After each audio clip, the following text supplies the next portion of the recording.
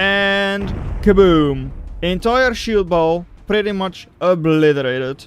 Just a single Phalanx survives to tell the tale of how its shield ball just got destroyed. Welcome everybody to a very weird 1 versus 1. It's the Cool Cat 1 versus 1 between in the west. We've got 2 players. It's Myopic in the light blue with the nuclear warhead commander and a rover factory, with their teammate Logix in the blue with shield bots and no unique blueprint, just a little bandit playing shields, versus in the red Cool Cat themselves playing a shields with rogue as the blueprint, and in the yellow their teammate Das Fapital also with rovers.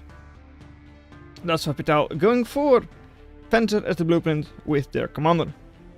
NGO Fan King of Maxes, aha, a very expandery commander I guess.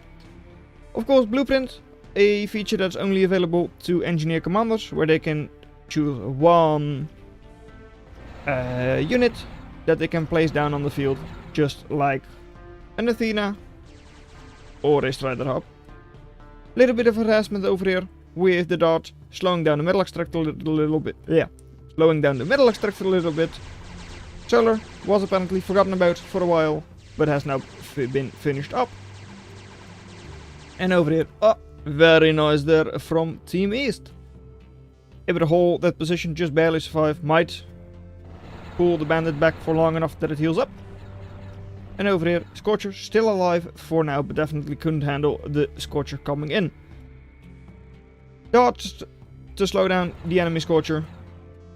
And then of course with your own to swoop in for the kill. For now, Team East, slightly better eco. Has of course also got that Mason out to reclaim, and the Convict as well. Whereas on the other side, on the western side, we just have the commanders expanding. No additional reclaim going on that side. And there is quite a lot on this map. 170 there, 270 there. With a couple of additional small reclaim spots as well. So you've got like 350 in each corner, thereabouts. So definitely quite a lot. Also, geothermals on this map, 1 in each corner. Well, in the southeast or northwest corner. Which are, of course, well, good for efficiency, good for overdrive and all that. Pinging, couple of rovers and all that. Also important to note, of course, on this map, the base metal extractors in your home base, 3.5 metal each. Whereas the others are just simple old 2.0s. Not going to have a big fight over here yet. Quite a couple of loaders as well. Triple loaders right there to defend. So yeah, nothing really Team East is really able to do there, especially with all of those units close by. And on the other side, yeah, commander there. Yep, indeed, level 2 commander, I saw that correctly. Level 2 commander with, of course, double loaders as well. Not really easy to take down either. At least not for now. And, well, who's going to be there first? Seems like at least the position is going to be held by Myopic there. Or at least fortified a little bit, whereas, well, that's what Fapital is just going for maxes. But does have quite good army close by as well. Both sides coming out with their Ripper. Of course very good against clumps of enemy raiders. And we also see Fencer Ripper on that side. Whereas this side is just singular Ripper and then back into Scorcher Dart. Definitely a bit of an interesting choice to stay with raiders for that long. But of course, Scorchers are strong. Dart, very nice to slow enemies down and all that. It's just that, well, normally mid-game, late-game, you expect to see things like these. But yeah, that's the nice thing about a Fencer printer. No bulkhead printer today. Fencer it is. But it does a bit of the same thing. Get Fencers or like skirm artillery units to the front lines quickly without even having to build them from your factory. Fencers over on this side, yeah, they're coming in now, but it's quite slow. Of course, taking down those 2 Fencers was really nice. So, very shortly, Myopic will have better numbers in terms of Fencers over there. Stinger going up, double loaders was already up. So, well, yeah, Scorchers, Rippers, not really going to do anything, at least not for now. And on the other side, well, one Stinger is just being a menace, and the other one is actually going up. But there's quite a lot of defenses there from Coolcat. And over here, well, that's the nice thing about that engineer. Engineer 12 build power, so has still got 3 fences up. Whereas the enemy, for now, only has 2 in range. Do have like 5 more in the home base, but yeah, those are not helping out down south. We saw them get it up quite early in the match, but geothermal, producing 25 energy per second, whereas Team West only now constructing a fusion. Of course, faster to go up because of like additional caretakers now that you normally have around. But it is of course twice as expensive, while only giving you 10 energy more, so not a whole lot more energy, while costing quite a bit more. Does also have the benefit of directly overdriving those 3.5 metal maxes, whereas over here of course you have to spend a bit more to link it up, which they did through energy pylons, which is relatively expensive. Right, middle, well, shield ball v shield ball, one of them is definitely looking a lot stronger than the other. For now, definitely a big advantage there for Team West.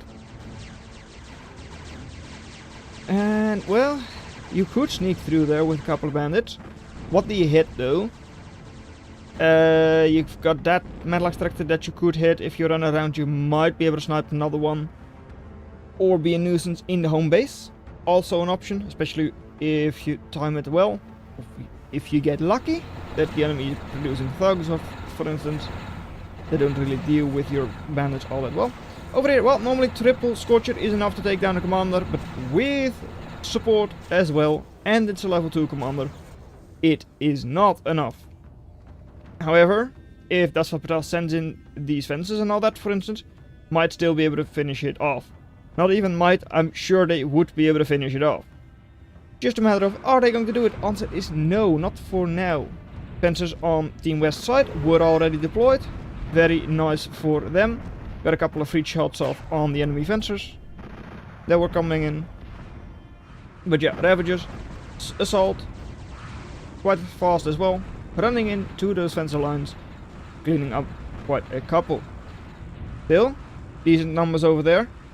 Definitely good shield numbers as well. So Logic's definitely learning from Chudi nicely. Dasva Patel still trying to get the position, trying to get that eco up down in the south. Decent bit of reclaim in the middle, but for now no, neither team is really going to get that. And Dasva Patel also now coming in with that fusion.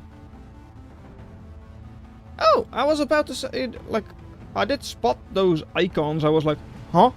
That's a weird icon. But yeah, indeed, triple Newton have been built on the top side. 200 each, so not incredibly expensive. It's just not something you normally see people use in a serious bit of defense. I wonder what the reason is Coolcat is going for Newtons. Of course, on their own they don't do a lot, but with double Stinger nearby, they are possibly going to be very nice. I mean, it's going to keep the enemy units away from your Stingers, push them away and all that. But yeah, rogues outrange Newton, and they've got quite a couple of rogues. So yeah, the rogues might not be outranged by the Stingers, but in the shield they are quite safe. So yeah, I don't really know what the Newtons are for.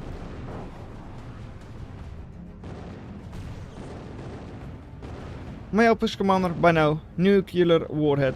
Once again, almost full HP, 3500 HP for now. Both teams also going for air. One of them heavy into air actually. Lico coming up already, and even plating by Dasva Patel for even more airplanes, though for now they're just going to be plating a shield bot. I guess they just tried to do, well, that, and got the wrong plate, I guess, maybe. Not really sure. Anyways, Owl on the western side is now out. Is of course going to be very nice for your scouting, good for your radar as well. so we'll see pretty much everything. Very nice for your racketeers, which are long range for your badges as well. But there it is, Lico is out. Usually one of the standard counters to shield ball is out. Question is it going to work out for you?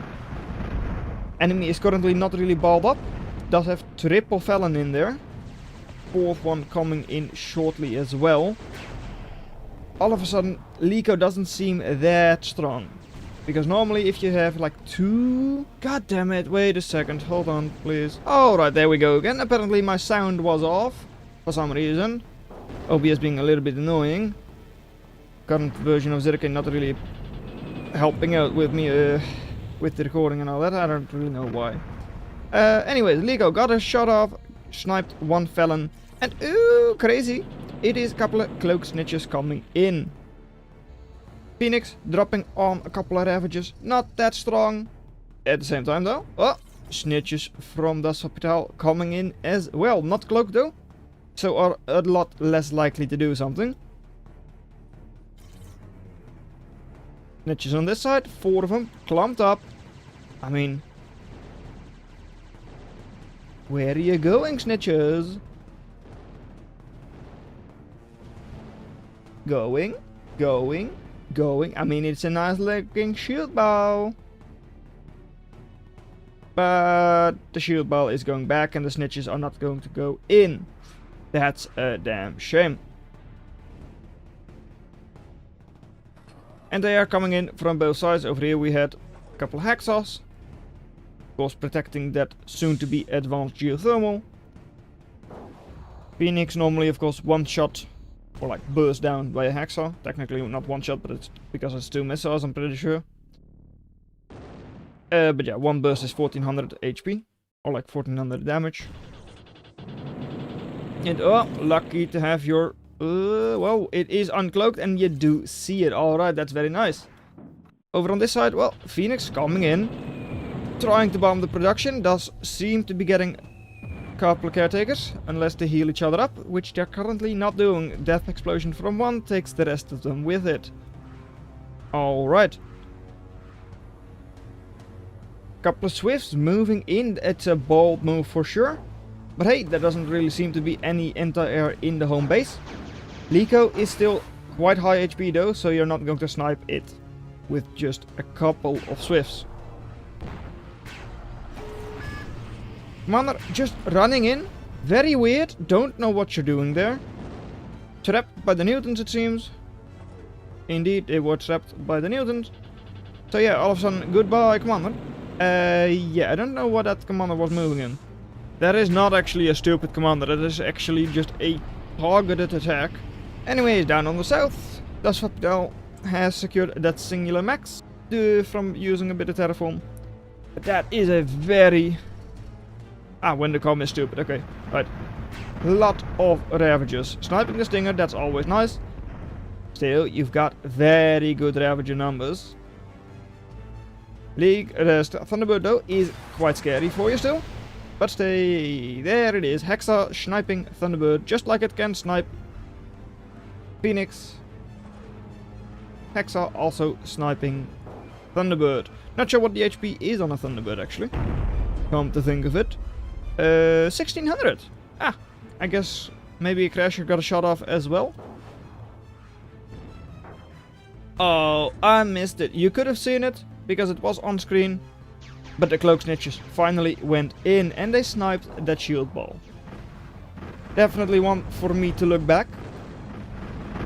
Because I don't want to have missed it. No, I don't want that. Anyways, now, well, yeah, as I said, good Ravager numbers. But is it good enough Ravager numbers against such a massive shield ball? Inside of the shields is nice, of course, then you don't have to go through the shields themselves.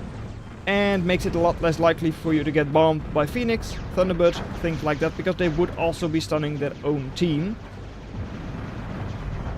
All of those thugs, all of that shield ball being spread out. So all of a sudden, Lico could not really do anything either, at least not a whole lot. And on the other side, well, your own, well, blue zone Ravagers, Myopics Ravagers, also moving in. Because of the terraform, Hexa is still safe, which is very nice for Team East. Meaning that air support is not really an option for now. And, well, you kinda know the enemy had them as well. 2 little Snitches coming in. Yeah, well, Snitches against assaults. Sure, you managed to take the kill. It's not that strong, right? And, oh, that is...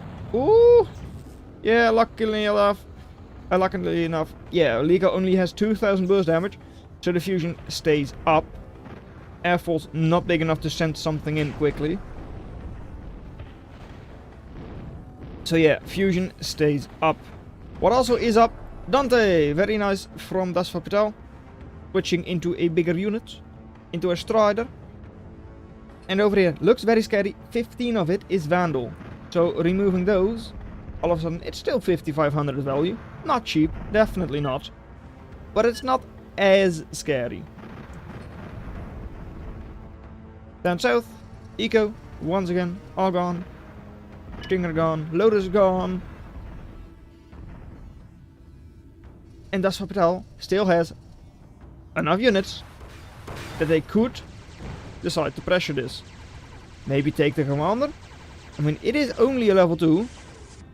And as long as the Faraday is not up, it's not too bad if you want to take this. But the shield ball in the middle, it is still scary. I said like, well, yeah, it is quite a lot of Vandal. Sure, but it is not something you can ignore. Not really. That's of course what you need the Dante for. But might also be why you don't really want to take all of those Ravagers and either destroy this or try and run in or something.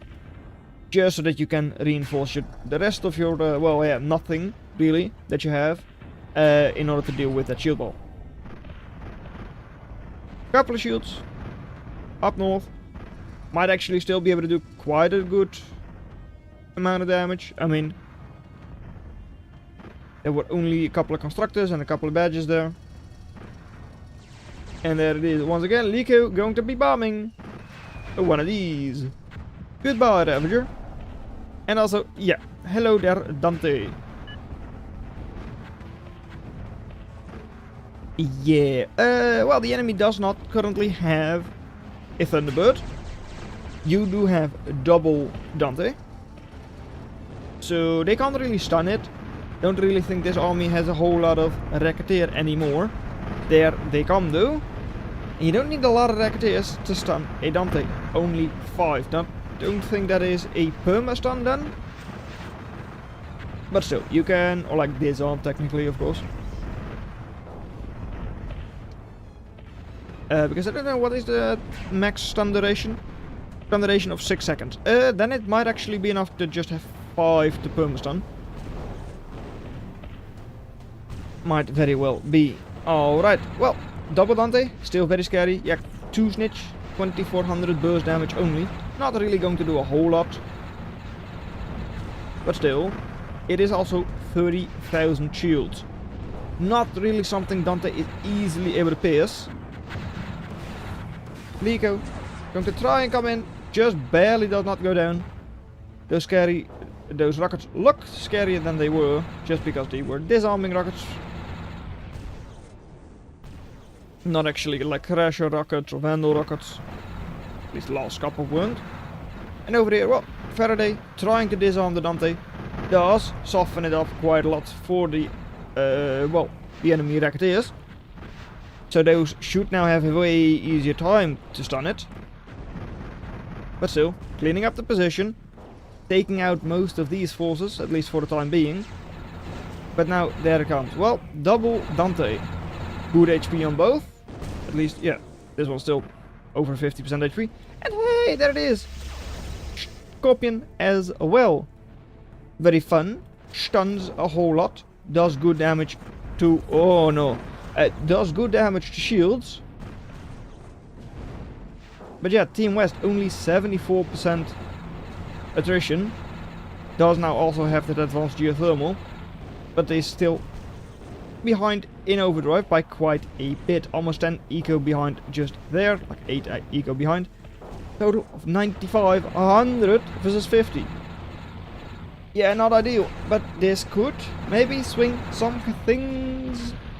Boom, that's one dead Dante. Technically worth it, yes. Because Dante is just so expensive, 3,500 each. Yeah, double Scorpion is now out on the field, one Dante is still completely healthy. Over here, well, you're getting overrun by Ravages, which can just run straight into your base, where there is nothing left, and you do give it up.